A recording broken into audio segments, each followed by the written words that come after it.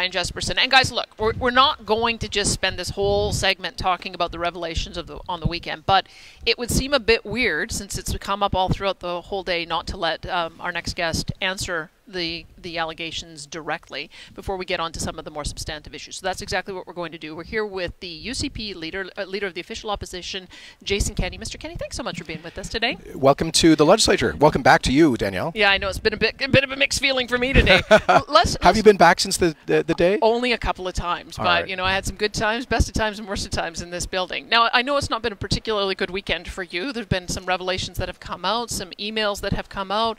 The Matt Wolf had to give your deputy chief of staff had to give a message to caucus to try to explain some of his role in helping to direct or give advice to the Jeff Callaway campaign.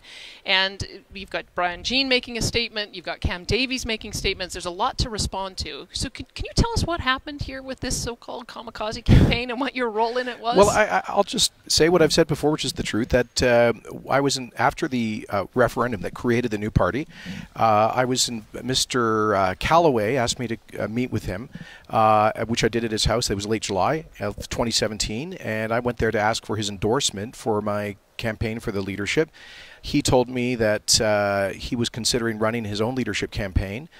He said because he thought there was a group of Wild Rose supporters that wouldn't support Brian or I, and they needed a voice. He also had some issues he wanted to articulate around the natural gas industry, access to Hudson's Bay, and some other issues. And it was no secret he had no love lost for Brian. I think you know they had a long-standing some kind of personality feud. So, look, I said that's. I wanted to get his endorsement or support. I left that meeting with the impression that he would be at least launching an exploratory campaign and possibly going all the way till the end. My staff kept in touch with his staff, but we didn't offer or provide any material financial support. And if there are questions about irregularities, I hope that the authorities get to the bottom of it and people are held accountable if they've done anything wrong. You've got a couple of people, Happy Man and Cam Davies, giving the suggestion that you were involved in a meeting where all of this was mapped out, where the money would come from. And I think that's what people are wondering. Where did the $60,000 come from? Because an also-ran campaign can't normally raise that kind of money. And I think people are thinking that you would have had this way to be able to get that kind of money. Which is simply not true, and it's actually ridiculous. We were, you know, I had to run 4 campaigns in 2017. PC leadership, a referendum on the PC side, UCP leadership, and a by-election. And we were, you know, scrambling to get them to raise the funds from week to week just to fund our own campaign. Certainly didn't. In fact, I was clear to Jeff at that meeting. I said to him, you know, if you decide to do this, it's not cheap to run a leadership campaign. In other words, like, you better think about that before you dive into this thing. But I think there's a story out in Maclean's today that may shed some light on the ultimate source of these alleged funds. And that is clearly not associated with me. Yeah, so that's noted in the piece from Jen Gerson this morning. It's in that release from Happy Man over the weekend talks about this strategy meeting on July 19th, 2017, and he says that we agreed that Jeff would join the UCP leadership race as a candidate, run a campaign aimed at discrediting Brian Jean. We felt it was important for Jason Kenney to win decisively.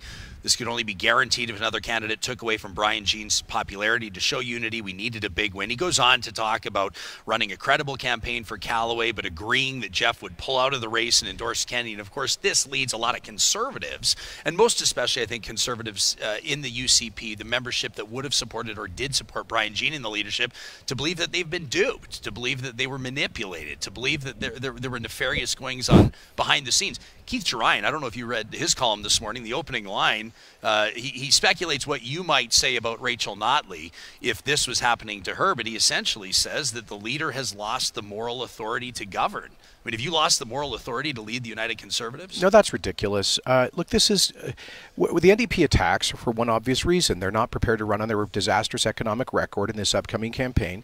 They've been viciously attacking me and Conservatives from day one. It's the classic fear and smear campaign.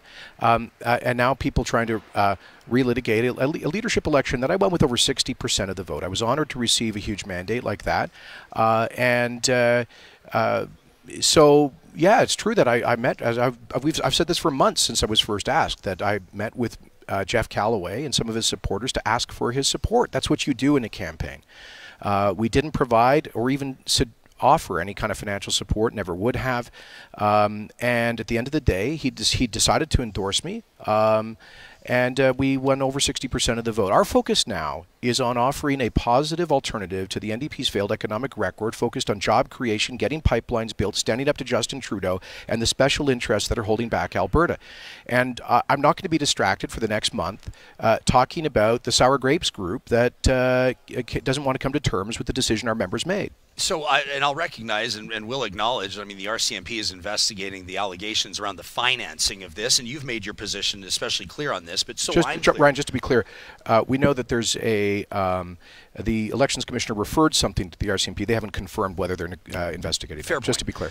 Are you, and I want to be clear, are you denying that your campaign or that any of those associated with your campaign were providing the Jeff Callaway leadership team with any form of support with regards to talking points, with regards to a timeline? The two campaigns, we've been clear all along that we're communicating. As there was staff communicating on communications material and stuff like that, but there was no material financial support, absolutely none. But with regards to campaign strategy, with regards to campaign support, with regards to timelines on discrediting Brian Jean or suggestions, I'll tell you, when just Callaway the context, would lead the race. Ryan, context is that I think I had about a couple dozen core members of our campaign team, and then several thousand volunteers with different levels of activity.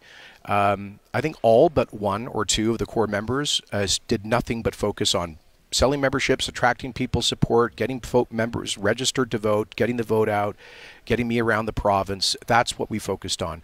I think our issues management director shared information with the Callaway campaign. We've always said they talk. That's normal. But we're talking about your current deputy chief of staff, Matt Wolf, directly communicating with the Callaway leadership campaign. I'm sorry, this is not the least bit unusual that campaigns will communicate. Mr. Schweitzer said that he communicated on a similar basis with Brian Jean's campaign. This is I'm sorry, Ryan. Somebody just opened the curtain and said people in competing campaigns sometimes communicate and share information. Well, and that's what Danielle and I have been chatting about, and I asked her for her experience as a leader of Alberta's official opposition as well, is how common would this be? I mean, a lot of people are asserting that, for this matter, what the Prime Minister allegedly did with former Minister Jody Wilson-Raybould is not that unusual for the PMO to be attempting to influence senior federal ministries. I mean, I don't know. My point is just to say that I think if grassroots Conservatives were aware that there was an effort and awareness ahead of time to put Jeff Callaway forward as a legitimate candidate, only to know the schedule within when he would withdraw from the race. I found out he was withdrawing the night before after a debate. And all I can tell you is, yeah, there was a crew of people in the Wild Rose Party that didn't like Brian, and a lot of them congregated around Jeff. I wasn't sure whether he was going to be in the race for a short, medium, or long period of time. If he left, to get his endorsement and the support of his network, because that's what you do in a campaign. You try to attract people's support. Where I've said that the line got crossed is whoever made a donation with money that wasn't theirs. Correct. That's a violation of the Elections Act. Correct. Did you have any involvement in that? Again, no. I've said this. When we first heard rumors about this back in November or the fall, I had staff call everybody who had been in a leadership role in my campaign to double check and then triple check if any of them had heard of sources of funds to Jeff Callaway's campaign, and it came back no, that no one was aware. One individual wasn't forthcoming with us. His name is Randy Kerr. He had been a candidate, Calgary North. When we discovered that he had not been forthcoming, we removed him as a candidate and referred that information to the Elections Commissioner. Okay, I'm prepared to move on unless you have more that you want to talk about. I feel like he stated his position Okay, clearly. perfect. Okay, I want to ask you about equalization, because I'm sure Ryan will want to follow up with you on this one, because everyone has taken a position on equalization. I think yours goes the furthest, although maybe I'm mistaken in what your position is.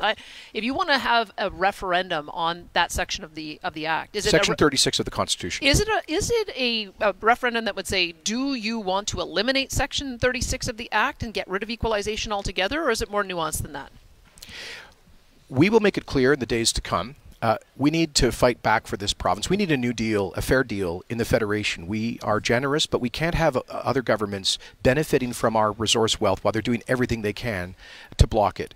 And that's why I will be clear that if we have a united Conservative government and we cannot get the guaranteed and quick completion of a coastal pipeline from the federal government, if they won't withdraw anti-Alberta policies like the No More Pipelines Act, Bill C-69, that I am prepared to trigger the Quebec secession reference of the Supreme Court of Canada from 1998, which says if a province holds a referendum with a clear question and a clear majority votes in favor, it forces binding negotiations with the federal government. So I would be prepared to put forward on the ballot for Albertans, probably concurrent with the municipal elections in 2021, a question of whether they want to amend the Constitution to delete Section 36, which is the principle of equalization in the Constitution Act. I don't want to start with that, but we need to have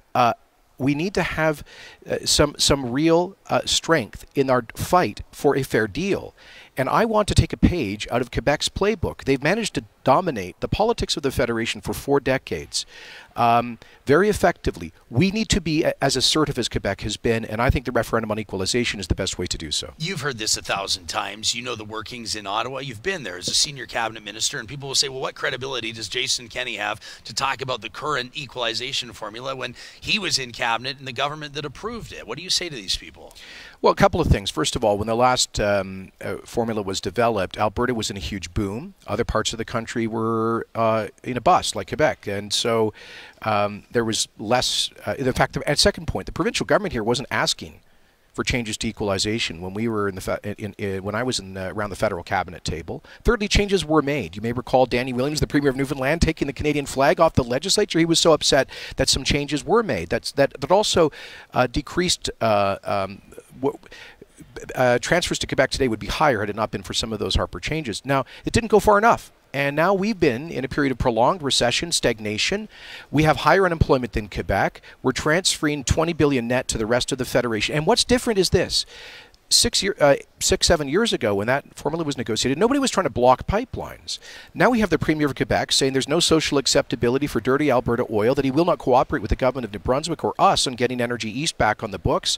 So you've got provincial governments benefiting from equalization while trying to block our resources. That's a fundamental difference. So the conditions are different. Do you think that this, we had Stephen Carter on this morning, and he said that this is just playing to anti-Quebec bigotry to raise the issue of equalization. Do you think there's any No, well, that certainly sounds like him. You know him very well. He throws around defamatory charges recklessly. I always say that I admire. Look, je parle français couramment. I've spent a lot more time in Quebec than Stephen Carter ever has, and I believe we can find a way of making an agreement with the government of Quebec. I hold out that hope. I admire Quebecers. I admire the way they have fought for their own interests in the Federation. And the majority of Quebecers say they would like to displace foreign oil imports by bringing in more Western Canadian energy. So we can work with Quebecers on this, but we also need to stand up for ourselves. They're not going to stand up for us. We need to show them that we really mean this, and a referendum on equalization is one way of doing so. You said just a couple of minutes ago the referendum wouldn't be the first thing you did. What would be? In terms of the fight back for Alberta, the first thing would be to create a war room in the government of Alberta that is well-resourced to respond in real time to all the lies and myths about our energy sector through paid, earned, and social media. I would use the persuasive power of the Premier's bully pulpit to go across Canada to key media markets around the world in both official languages, telling the truth about our energy industry. We would set aside a litigation fund to get pro-development First Nations into court to defend their rights to move their people from poverty to prosperity. We would create an interprovincial coalition. I've already been doing this with Premiers Pallister in Manitoba, Moe in Saskatchewan, Ford in Ontario, Higgs in New Brunswick, a majority of provinces around the table that support resource development. We would help to facilitate Aboriginal ownership of critical resource infrastructure. That's a key part of this. We would boycott global multinationals like HSBC if they boycott Alberta. We would launch a legislature inquiry into the foreign sources of funds into our politics, picking up our U.S. House of Representatives panel identified Russian government involvement in blocking and arguing against pipelines in North America. We would make it clear to British Columbia and other provinces if they block our resources, there will be consequences. These are some of the elements of the fight back strategy. The one key thing that divides Quebec and Alberta is carbon policy. I mean, I think François Legault came out against the Energy East pipeline after 50,000 Montrealers came and said that he wasn't doing enough. There was a huge campaign and a huge protest that happened in November. How do you bridge that divide if we've got fundamentally different ideas about how to go forward and you want to eliminate the carbon tax? First, they're importing oil. They're consuming the same amount. I think they consume 50,000 barrels a day, if I'm not mistaken. They have two huge refineries in Quebec. So, and the oil being imported on OPEC tankers or coming up by pipe from the United States is not subject to a carbon tax or any kind of limits on that. So that's the point. We need to make the argument. Secondly, we will be proposing in the campaign a practical alternative to the NDP carbon tax that actually focuses on major industrial emissions instead of punishing people for heating their homes and driving to work. But here's the point. Do you want, if you're a Quebecer, do you want to enrich the Saudi OPEC dictatorship with oil that comes in with no carbon tax, or do you want to help to generate the wealth that pays for your public services through equalization? Quebecers are smart; they understand this, and I just want to find a win-win with the government of Quebec where we can move this forward. We have to break, but I just have to ask you this because I don't know the answer to it. I mean, to what degree do big corporations, the big refineries, become culpable in all this? It's not the government of Quebec that's importing this oil. It's the refineries that are doing it. Yeah, fair enough. And those companies, they're going to take the source from where it's cheapest and most accessible. And that's why we need more pipeline access to Eastern Canada. That's what Energy East was about. Justin Trudeau killed it by changing the federal regulations through the National Energy Board. That's why we need to fight back. Jason Kenney is leader of Her Majesty's official opposition, the United Conservative Party. We appreciate your time this morning. Thanks, Ryan and Danielle. Thanks, Mr. Kenney. Cheers.